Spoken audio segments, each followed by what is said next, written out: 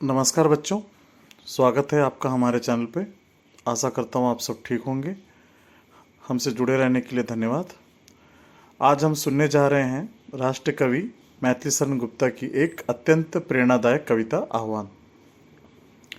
यह कविता सिखाती है कि भाग्य पर भरोसा करने की बजाय अपने पुरुषार्थ, मेहनत और कर्म पर विश्वास रखना चाहिए। कवि कहते हैं, सपने वही पूरे होते हैं जो कर्म के साथ देखे जाएं। चलिए अब कविता को सुनते हैं। बैठे हुए हो व्यर्थ क्यों, आगे बढ़ो ऊंचे चढ़ो, है भाग्य की क्या भावना, अब पाठ पुरुष का पढ़ो। कवि लोगों से प्रश्न कर रहे हैं, तुम बिना किसी उद्देश्य के यूं ही क्यों बैठे हो। उठो, आगे बढ़ो, अपने जीवन की ऊंचाइयों को छुओ। अब भाग्य पर भरोसा करने के बजाय मेहनत और पुरुषार्थ का पाठ पढ़ो, क्योंकि सफलता भाग्य से नहीं कर्म से मिलती है। दूसरी पंक्तियां देखते हैं। है सामने का ग्रास भी मुख में सोए जाता नहीं, हाँ ध्यान उद्यम का तुम्हें तो कभी आता नहीं। कवि कहते हैं कि यह बात समझ लो कि भोजन का कौर जो सामने रखा हो वह भी अपने आप मुंह में नहीं जाता, उसके लिए भी आपको हाथ से उठाकर मुंह तक ले जाना पड़ता है। तो आप कैसे सोच सकते हो कि बिना मेहनत आप सफलता प्रदान कर सकते हो, पा सकते हो। फिर भी तुम्हें उद्यम, मेहनत की याद तक नहीं आती। तुम मेहनत करने की बात सोचते ही नहीं हो। जो लोग पीछे थे तुम्हारे बढ़ गए, बढ़ रहे, पीछे पड़े तुम देव के सिर, दोष अपना मर रहे।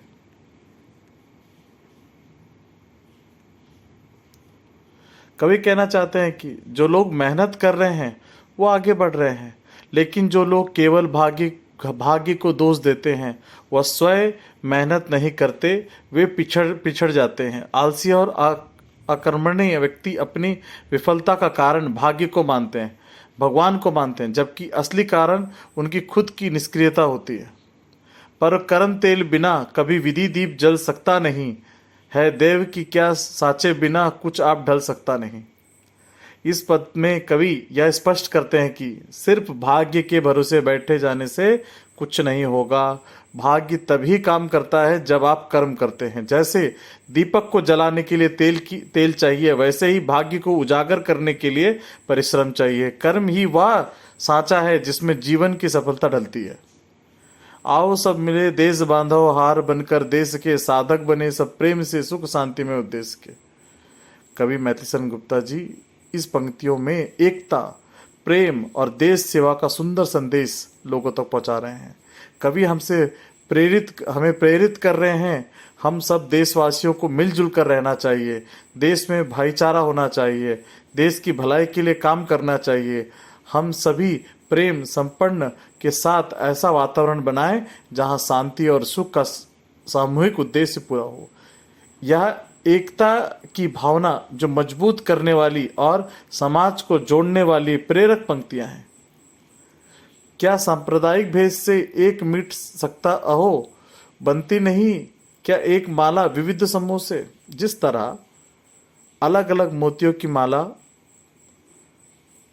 पिरोकर हम माला तैयार करते हैं और वो सुंदर लगता है, कवि हमसे आग्रह कर रहे हैं कि हम भी देश के लिए जुड़े, जाति पाति धर्म सब कुछ छोड़कर सिर्फ देशवासी बने, भारतीय बने, एक दूसरे का साथ दे। जैसे विविध रंगों की खूबसूरत फूल मिलकर एक सुंदर माला बनाते हैं, वैसे ही विभिन्न धर्मों, जातियों और समुदायों को लोग मिलकर समाज और देश की एकता को मजबूत करते हैं।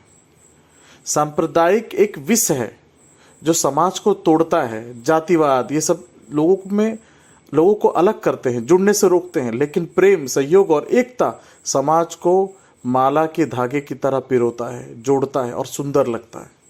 यह पंक्तियां हमें धर्मनिरपेक्ष होना, सामाजिक सौहार्द की शिक्षा देती है कि भिन्नता में भी एकता की सुंदरता होती है।